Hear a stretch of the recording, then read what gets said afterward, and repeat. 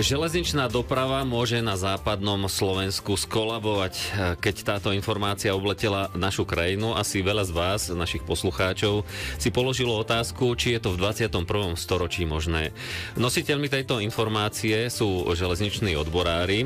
Železničné spoločnosti problém nedostatku zamestnancov priznávajú, no tvrdia, že ho riešia, rovnako aj ministerstvo dopravy. Odborári, ale aj ďalší experti však hovoria, že rýchle riešenie problému neexistuje. Je teda skutočne možné, že sa kolesá vlakov na západe prestanú krútiť? Čo tento problém spôsobilo a aké sú možné riešenia? To je téma dnešnej diskusie z prvej ruky. Je tu s nami Matej Ferencej, podpredseda Odborovej asociácie výpravcov a dispečerov. Dobrý deň. Dobrý deň. Takisto je tu s nami dlhoročný odborník na železnice a tvorca reformného grafikonu Jiří Kubáček. Dobrý deň. Dobrý deň, pozdravujem vás.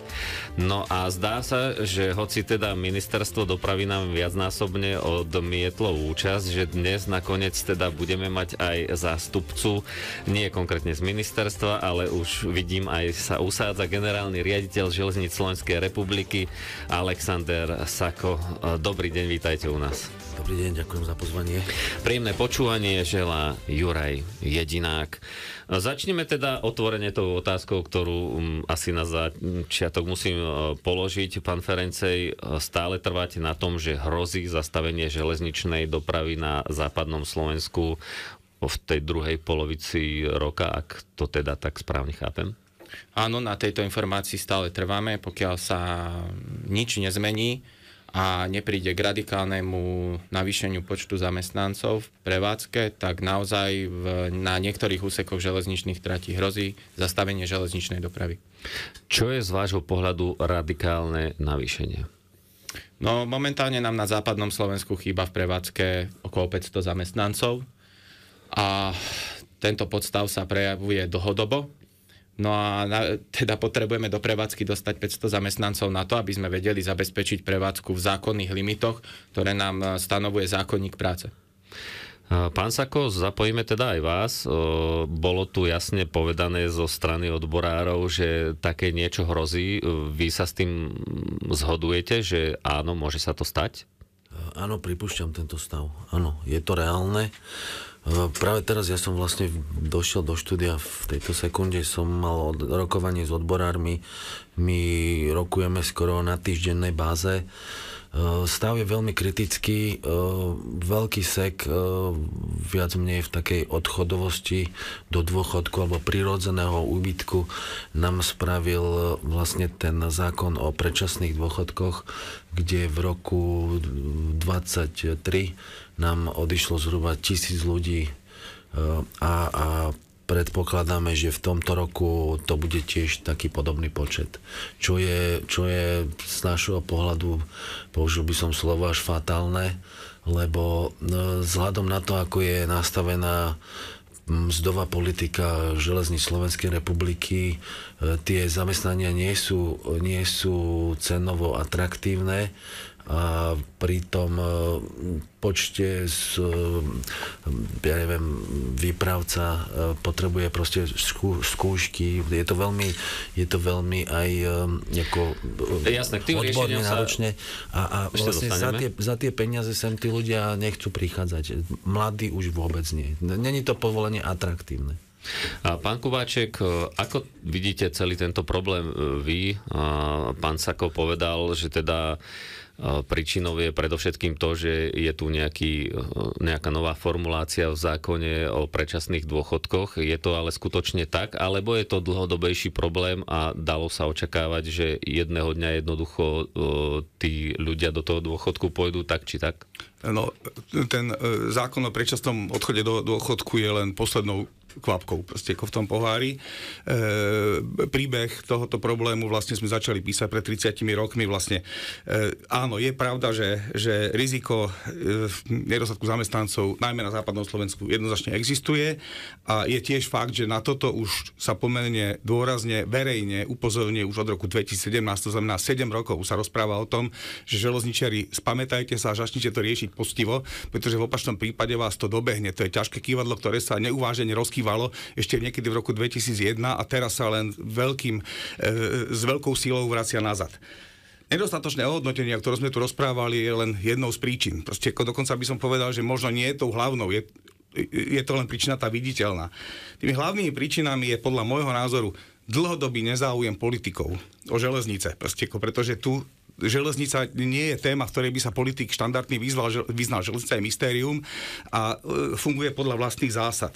Z toho vyplýva absencia dopravnej politiky jednak fatálna rezignácia ministerstva dopravy na koordinačnú funkciu tohoto ústredného orgánu štátnej správy vo vzťahu železniciam, ktoré boli nešťastne rozdelené v rokoch 2001 až 2005. Na chvíľku vás preruším, k tým príčinám sa ešte dostaneme, pán Kubaček, jasné, neskôr, určite to budete môcť dopovedať. Pán Sako, ale tá otázka na vás, ako jasné, vy ste tu ešte krátko ako aktuálny šéf, ale bola možnosť predvídať a predchádzať tomuto problému? Nemalo sa jednoducho vedenie tým zaoberať už oveľa skôr? No určite sa s tým zaoberalo, viac či menej. Každé vedenie to cítilo, tento problém. Ale viac menej no nebolo to prioritou. Keď je nejaký koláč financií, tak sa dávali prioritne peniaze alebo zdroje sa dávali do iných vecí. Proste historicky tu boli rôzne vlády a železnice evidentne medzi tie priority nepatrili. Pán Ferencej, chceli ste reagovať aj vy, tak nech sa páči, môžete doplniť. Ja som chcel len doplniť, že naozaj aj pán Kubaček má pravdu a ja to vnímam veľmi podobne. Viete, najväčší problém železníc na Slovensku je to, že sú na Slovensku. Lebo Slovensko, to znamená to, že Slovensko sa k železniciam správa dlhodobo takým spôsobom, že ich doslova do písmena iba trpí. My železnicu na Slovensku iba trpíme, pritom veľmi ľúbivo znie do médií odkazovať, ako majú ľudia cestovať vlakom, ako ideme na Green Deal, ako presadneme na zelenú dopravu. A potom tu vidíte, ako štát robí štátu konkurenciu. Počúvate tu, ako zavedieme leteckú linku z Bratislavy do Košíc a vlastne odrežeme železničnú spoločnosť a podobne. Dobre, ale potom je možno otázka aj taká, že či ste vy ako odborári sa nemali ozývať oveľa skôr, ak ste ten problém videli, prečo sme tu nevideli nejaký zásadný štrajk. Vidíme pravidelne v Nemecku, Francúzsku obrovské štrajky, či železničných, alebo samozrejme aj leteckých a tak ďalej zamestnancov. Čiže možno nie je to aj chyba odborov, že boli pasívne určitým spôsobom? Ja kritiku do vlastných radov pripúšťam, sám som kritik vlastných radov. Viete, problém štrajkov na Slovensku je samotný zákon, podľa ktorého sa dá na Slovensku štrajkovať. Máte dve možnosti, buď štrajkujete z ústavy, alebo štrajkujete podľa zákona o kolektívnom vyjednávaní.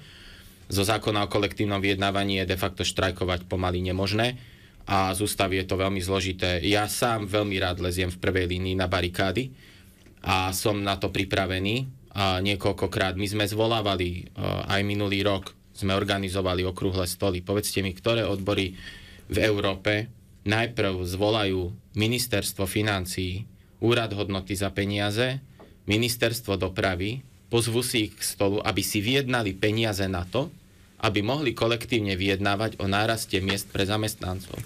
To sme urobili. My robíme obrovskú nadpracu, máte pravdu. My sme tí, ktorí majú štrajk. Fajn, akože to nespochybňujem, len otázka je, že teda ak ste sa dostali len po nejakú úroveň a nebola dostatočná, že či teda ste nemali ísť ešte tvrdším spôsobom. Tak som to myslel, tú otázku. Áno, ja to pripúšťam, asi sme mali s tvrdším spôsobom, nikdy nie je neskoro. Je toto teda ešte v hre aktuálne? No viete, momentálne je v hre to, že my vlastne už ani nebudeme musieť k tomu samotnému štrajku pristúpiť na to, aby sa železničná doprava zastavila. Stačí počkať na to, kým sa minie zákonný limit 400 nadčasových hodín zamestnancom a je dobojované. Dobre, poďme sa pozrieť aj na to. Pán Kubáček, vy ste otcom toho reformného grafikonu, už sme to spomínali. Nebola možno chyba urobiť taký grafikon, ak nemáme kapacity a ľudí? Asi sa to nestalo opäť zo dňa na deň. Už ste spomínali aj vy, že teda nejaký čas to trvalo. Ja môžem pripojiť aj čísla. Minulý rok mala ZSSK najhoršie plnenie grafikonu, meškalo 14% vlakov. ZSSK má v zmluve so štátom štátom dlhodobo zakomponovanú požiadavku, že na čas musí jazdiť 93% dotovaných vlakov, meškať teda môže 7%. Dlhodobo to neplní. Nie je to teda aj problém toho, že išli sme na nejaký grafikon, ktorý síce je reformný, je moderný, má priniesť veľa výkonov, ale jednoducho nemáme ho čím pokryť? No, na toto by bola potrebná komplexná odpoveď, ale v zásade ten grafikon je spravený tak, že úplne rešpektuje všetky technologické časy železníc Slovenskej republiky, jazdné doby vlakov, obratové časy vlakov, technologické časy staníc vlastne a len zefektívnil využitie železa, to znamená kolajníc a vlakov. Jedno aj druhé je drahé a jedno aj druhé musí fungovať na to, aby bolo efektívne. Ak je povinnosťou železníc Slovenskej republiky na jednej strane a je povinnosťou spoločnosti Slovensko na druhej strane, alebo dopravcu, ktorý tam príde, aby jazdili vlaky včas a spoľahlivo. To znamená, že spoločnosť Slovensko nemôže, alebo dopravca, v tomto prípade ale masívne spoločnosť Slovensko, nemôže mať problém s prevádzky schopnosťou motorových vlakov radu 861 na úrovni 50%. Tam sa hovorilo niečo iné, vlastne ako to, keď chýba z prevádzky 15% vozidel, tak už má byť problém. A železnice Slovenskej republiky si nemôžu dovoliť šetriť si prechodné obmedzenia traťovej rýchlosti mesiace a roky, môžem povedať príklady, to sa má odstraňovať do 24 hodín alebo rádovo do dní. Potom by to fungovalo. A áno, ešte jedna podstatná vec, vlastne, že tu dlhodobo fungoval celý železničný sektor tak, že jedna a druhá štátna firma si celkom ochotne tolerovali svoj vzájomný úpadok. To sa odrážalo na grafikone, ktorý upadal vlastne a že jediná šanca, ako to dostať znova na nohy, proste postaviť, bolo vlastne ako stanoviť akýsi plán dopravnej obsluhy, ktorý je okrem iného súčasťou aj plánu dopravnej obsluhy, alebo teda plánu obnovy Slovenska. A ešte posledná vec, proste, pretože nerobil som ho ja. Ten grafikon robil, ten ideový zámer spravil Rastio Farkas, ja som zastal len tvárou toho grafikonu, a čo som celkom hrdý inak, proste, teda, a okrem toho nerobilo to ministerstvo financií, proste ako robila tá pracovná skupina, ktorá bola zriadená ministerstve dopravy za účasti ministerstva dopravy, ministerstva financií Železníc Slovenskej republiky a spoločnosti Slovensko. Takže ak nemali kolegovia iný návrh, proste ako, tak teda sa prijal tento. A teraz sa bude musieť podľa neho jazdiť. Dobre, vy ste ale naznačili, že je tam veľký problém s tou technikou a s mašinami, ktoré vynechávajú a tak ďalej, ale aké percento to tvorí toho nedodržiavania? Ak naozaj sa tu bavíme o tom, že teda nemá kto vypravovať vlaky alebo robiť sprievodcov, tak asi ste aj toto nejakým spôsobom, alebo teda tá skupina, o ktorej hovoríme, mala sa pracovať do toho grafikonu, alebo sa s tým pracovať nedalo, lebo to je asi všeobecne verejne známa vec. Grafikon sa nerobí na meškania. Proste grafikon je plán, ktorý vlastne má zohľadňovať však áno, ale úroveň. Hovoríme o tom, že dáme 3 vlaky, ale máme personál len na 2 za hodinu, tak asi by mali byť len 2 vlaky v tom grafikone napísané, keď to veľmi laicky poviem. Starosťou tvorcu grafikonu, objednávateľa, ktorým je ministerstvo dopravy principiálne, nie je personálne zabezpečenie vlakov, spôsobilosť vozidiel a stav železničných tratí. Na stav železničných tratí existujú tabuľky traťových pomerov, ktoré vlastne majú byť rešpektované a odchýlky majú byť odstraňované rýchlo. Ten grafikon má byť motiváciou na to, aby sa železnice spamätali, pretože ak sa do toho nebude takýmto spôsobom šiť, tak to znamená, že tá železnica v tom postupnom úpadku bude pokračovať ďalej, v čo výsledkom bude, že tých vlakov bude stále menej a menej a menej, lebo na to nemáme. Proste ako teraz napríklad kvôli tomu, že nám chýba 500 železničiarov len na západnom Slovensku. A pretože jednoducho budeme sa spoľahnúť na to, že to nevieme zabezpečiť. Keď nebude takýto v úvozovkách diktát vlastne, tak sa ten úpadok nezastaví a hlavne bude to stáť štát stále viac a viac peňazí. To je ten hlavný problém. Vlakový kilometr český dneska stojí polovičku toho, čo stojí vlakový kilometr slovenský. Napríklad. Ďakujem pekne. Pán Sako, tolerovali podľa vás teda doteraz spomínané 2 železničné spoločnosti zo SK a ŽSR ten úpadok a pripúšťate teda, že naozaj aj to je trošku príčinou tohto stavu? Úpadok. Ja si myslím, že reštrukturalizácia železníc do dnešného dňa není ukončená. ako sa železnice rozdeľovali na Cargo a ŽSSK a ŽSR. Viac menej sú tam stále podľa mňa neuzavreté veci a najviac tých neuzavretých vecí zostalo práve v tom ŽSR. Tým, že tie dve spoločnosti sú akciové a ŽSR je spoločnosť zriadená štátom, Není to úplne také. Akciová spoločnosť má jasné pravidlá podľa obchodného zákonníka a viac menej v tom ŽSR sa s tým, že je zriadená štátom, sa tolerujú nejaké veci, ktoré by sa možno v akciovej spoločnosti netolerovali. Ja si myslím, že toto je základný kameň úrazu a možno aj toto je cesta, že spraviť aj zo ŽSR štandardnú akciovú spoločnosť alebo proste nejakú inú ako zákonom zriadenú a myslím si, že obidve Cargo a ŽSSK sú ako keby štandardné, aspoň sa tak tvária, ale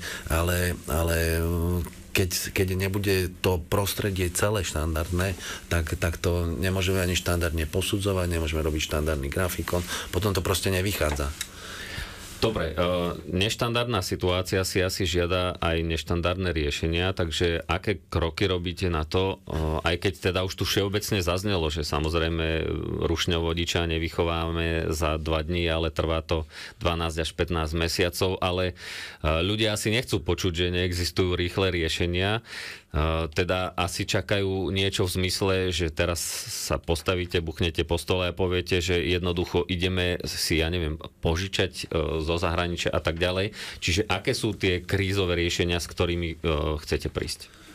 Krízové riešenia musia prísť na viacerých úrovniach, vlastne úplne prierezovo, ako tam keď tu bolo povedané slovo úpadok, ja si myslím, že už moc to ďalej kam ani padať nemá. Myslím si, že veľmi potrebná je digitalizácia procesov. Ako mne tam chodia na stôl 20 cm spisy podpísané 30 ľuďmi a proste takto v 21. storočí organizácia nemôže vyzerať. Takže určite reorganizácia procesov vnútri spoločnosti a čo sa týka navonok, povedzme nejak zoštandardizovanie ešte toho prostredia, toho líniového operátora, čím by ŽSR mala byť. Ale prepáčte, reorganizáciou získate 500 výpravcov, rušňovodičov, vlakvedúcich? Áno, pretože máme dneska, ako takto, keď som nastúpil do železnic, ja som v tejto problematike úplne nový, ako netajím sa tým, ale my tu proste máme WC, ktoré nie sú splachovacie. Takže my sa musíme na tú železnicu pozerať tak. Áno, ale poslucháč nechápe, že akú to má súvislosť s tým, že nemáte výpravcov, rušňovodičov a toto chce človek počuť, že čo s týmto teda urobíte. Nemáme ich preto, lebo my robíme všetko ručne, ako tam som chcel pokračovať. Že my mechanicky prehadzujeme výhybky stredovekým spôsobom, ako Mária Terezia. Takže keď máme dnes takýto stav, tak nemôžeme očakávať proste nejaké európske merania alebo proste grafikony alebo niečo. My nevieme prilákať tých výpravcov a ľudí, lebo oni proste mechanicky tú výhybku nechcú prehadzovať. Takže za mňa samozrejme digitalizácia, to sú veci, automatizácia procesov, to všetko už to, každý riaditeľ to bolo povedané, ako za minulý rok bolo v ŽSR, boli 3 riaditeľi, ja som bol 3. Čo je tiež ako o niečom svedčí. Takže mojou snahou je spraviť koncepciu, dlhodobú koncepciu, bude do septembra, kde pomenujeme všetky kritické veci, postavíme sa k financovaniu. Ja som bol v Štrásburgu opakovane, som veľmi skeptický aj na financovanie, čo sa týka Európskej únie. Myslím si, že tým, že my sme tu zaspali dobu a že sme takí malí, tak proste nevieme sa presadiť v rámci rozdeľovania nejakého európskeho koláča, aby sme dostali prostriedky na to, čo všetko veľmi potrebujeme. Takže... Myslím, že ste to povedali jasne. Budeme určite zvedaví všetci na to, ako to v tom septembri bude vyzerať, ale keď tu pán Ferencej hovoril o tom, že od polovice roka hrozí, že teda sa tá doprava zastaví, tak nemíňa sa to, nemalo by to byť hotové, povedzme, skôr, aj keď jasné, netlačím na to, že, ale ide teda o to, že ako ten kritický stav vlastne dosiahnuť a preklenúť nejaké obdobie, aby teda tá doprava a ten grafikon sa plnili. Ja, ak môžem. Nech sa páči. Pán generálny riaditeľ má úplnú pravdu. A viete, my naozaj riadíme železničnú dopravu na mnohých úsekoch de facto podľa predpisu, ktorý bol vypracovaný v Rakúsku-Uhorsku.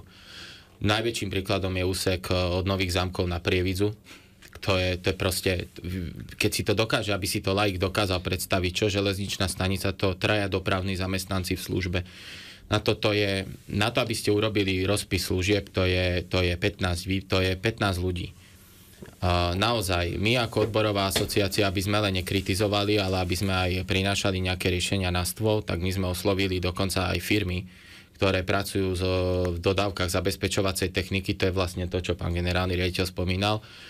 A napríklad máme teraz na Záhorí už prvý problém, že železničná stanica Sekule bola uzavretá dopravným zamestnancom. Tak my sme oslovili firmy, ktoré dokážu vyvinúť, alebo ktoré majú vo svojom portfóliu zariadenie, ktoré sa dokáže na súčasné zabezpečovacie zariadenie, ktoré tam je, nainštalovať ako nadstavba. A pre laika povedané, dokážeme to riadiť cez počítač diaľkovo, napríklad zo železničnej stanici v Kútoch. Toto sú tie rýchle kroky, ktoré vieme robiť, ale na toto treba upozorniť. Toto chce peniaze. Naše železnice Slovenskej republiky boli postavené od štátu do diktátu. Takéto riešenia vedia koľko zamestnancov nahradiť? Dá sa to odhadnúť tretinu, štvrtinu, alebo keď hovoríte, že dajú sa takéto technologické finty, keď to nazvem, urobiť? Predstavte si Českú republiku. My ani nemusíme prekladať tie dokumenty, pretože sú napísané v češtine. Predstavte si Českú republiku. Všetky hlavné železničné koridory v Českej republike sú riadené z 2 miest, z Přerova a z Prahy. Ja som 2 roky v Přerovie pracoval. My na Slovensku máme riadený de facto diaľkovo riadený jeden jediný úsek železničnej trate Bratislava-Rača Žilina mimo, z 2 centier riadenia dopravy v Trnave a v Púchove. Tuto je ďalší problém, ktorý majú železnice Slovenskej republiky, ktoré opakovane tvrdíme, je to, že my máme aj tú modernú techniku, ktorú objednáme, tak ju objednávame od 30 výrobcov. To sú zložité technológie, kde je vysoko chránené know-how výrobcu. Potom následne to nainštalujeme do prevádzky a zistíme, že tieto technológie medzi sebou nekomunikujú. To je príklad železničného úseku Žilina mimo Čadca, kde železničná stanica Čadca a železničná stanica Žilina majú kompatibilné zabezpečovacie zariadenie umožňujúce diaľkové riadenie. Ale medzi nimi je železničná stanica Krásno nad Kysucou, ktorá má zabezpečovacie zariadenie od úplne iného výrobcu, ktoré to neumožňuje. To znamená, že na konci dňa nám tam aj tak sedí výpravca. Pritom celá trať je nachystaná na diaľkové riadenie, na centrum riadenia. Žiaľ Bohu, je tam technológia od toho. A nakoniec výsledok je taký, aký je. Decentralizované riadenie dopravy. Dobre, a čia je to chyba? V tomto prípade si dovolím kritiku do vlastných radov. Toto je chyba ŽSR, pretože pri verejnom obstarávaní ja si myslím, že by malo byť hlavným ukazateľom kompatibilita jednotlivých zariadení, ktoré sa inštalujú do prevádzky. Fajn, ďakujem pekne. Otázka ešte na vás, pán Ferencej, jedna. Tu pán Kubáček sa pre denník SME vyjadril, že časť viny podľa neho nesú aj samotní odborári, pretože roky presadzujú rovnaké mzdy pre železničiarov v každom regióne. Takže pripúšťate, že toto je aktuálne, sa to podpisuje po tento problém, alebo ak by sa tie mzdy nevyrovnali a boli by povedzme rozdielne, tak by jednoducho tí železničiari zo stredu išli na západ a problém by vznikol zase inde. Viete, ja ako odborár rád používam vetu, nie je možné, aby sme sa mali všetci rovnako zle. Ale jednoducho, žiaľ, narážame tu na problém, v prvom rade tu narážame na problém zákona, kde zákon o rovnakom zaobchádzaní hovorí, že musia mať zamestnanci za rovnakú prácu rovnakú mzdu. Ja sám som s pánovi generálnemu riaditeľovi navrhol a som ho upozornil na problémy, ktoré sú, pretože my máme veľmi zle nastavený mzdový systém, pán generálny riaditeľ to pripustil, ten mzdový systém je plný výnimiek, výnimka vlastne už na výnimku a treba spracovať nový mzdový systém, ktorý bude odzrkadľovať výkony jednotlivých železničných staníc. Ja netvrdím, aby sme znižovali platy. To už dneska nejde. Ale jednoducho železničné stanice, ktoré sú výkonovo niekde inde, musia mať aj tú mzdu niekde inde. Potom sa dosiahne aj to, že novoprijatí zamestnanci budú prichádzať na stanice s nízkym dopravným výkonom, zaučia sa, stanú sa z nich skúsení železničiari, ktorí sa potom presunú na stanice s vysokým výkonom, kde budú vedieť podávať aj adekvátny, zodpovedný výkon služby. Dobre, ďakujem. Ešte pán Kubáček, jedna otázka na vás. Ministerstvo dopravy za Pavla Lančariča prerušilo spoluprácu s Ministerstvom financií a UHP, ktorá vznikla na základe memoranda. Podľa rezortu limitovalo viaceré kroky rezortu, vrátane podmienok uzatvárania zmluvných vzťahov zo SSK a ŽSR. Oba podniky dostali už na začiatku roka toľko peňazí na prevádzku, koľko budú potrebovať celý rok, môžu tak plánovať svoje aktivity. ŽSR dostali okrem iného aj 48 miliónov eur na odloženú údržbu. V roku 2023 to bola 0, rok predtým 7 miliónov eur. Ako teda hodnotíte túto zmenu? Súhlasíte s ňou a pomôže to nejakým spôsobom týmto spoločnostiam? A to nehodnotím nijak. Vlastne ako je to, celé memorandum bolo vecou politického vedenia Ministerstva financií a Ministerstva dopravy. Fakt je, že stav štátnych financií nie je nijak lichotivý. O tomto táto relácia asi nie je. Nebol ani vtedy a my ako železničná skupina na ministerstve financií sme sa snažili si spraviť nejaký poriadok. Faktom je, že menovite železnice Slovenskej republiky nepresvedčili 20 rokov dozadu ministerstvo financií o tom, že peniaze, ktoré sú im zverené, míňajú správne. Ja poviem otrepaný príklad, vlastne rozpadávajú sa trať medzi Filakovom, Pršou a Holišou na 7,5 kilometra trate, už 7 rokov je obmedzenie rýchlosti na 50 km za hodinu, ale rekonštruuje sa stanica Rimavská Sobota. Takýchto príkladov by som našiel viacej. Staničný rozhlas v Hrhove, kde nechodia osobné vlaky, priecestie. Musíme končiť. Ďakujem pekne. Ešte teda otázka aj jedným slovom, pán Sako, na vás. Táto zmena, ktorá sa udiala za pána Lančariča, pomôže vám to nejako aj v riešení tohto problému pri lepšom plánovaní, alebo nie? Ja tam ako v ŽSR žiadnu zmenu necítim. Ako fyzicky stále je to na ministerstve dopravy, je to medzirezortná komunikácia.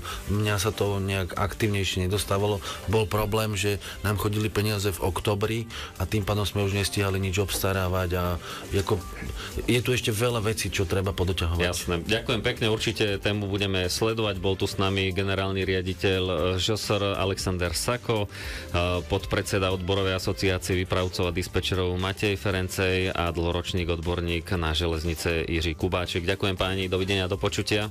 Dovidenia. Ďakujem za pozvanie. Ja dávam ešte do pozornosti aj reláciu Otvorene za Novargovou, kde bude dnes hosťom ústavný právnik Eduard Báraň. Ešte pekné popoludnie vám želajú od techniky Gabriel Glasa, dramaturg Jakub Sudek a od mikrofónu Juraj Jedinák.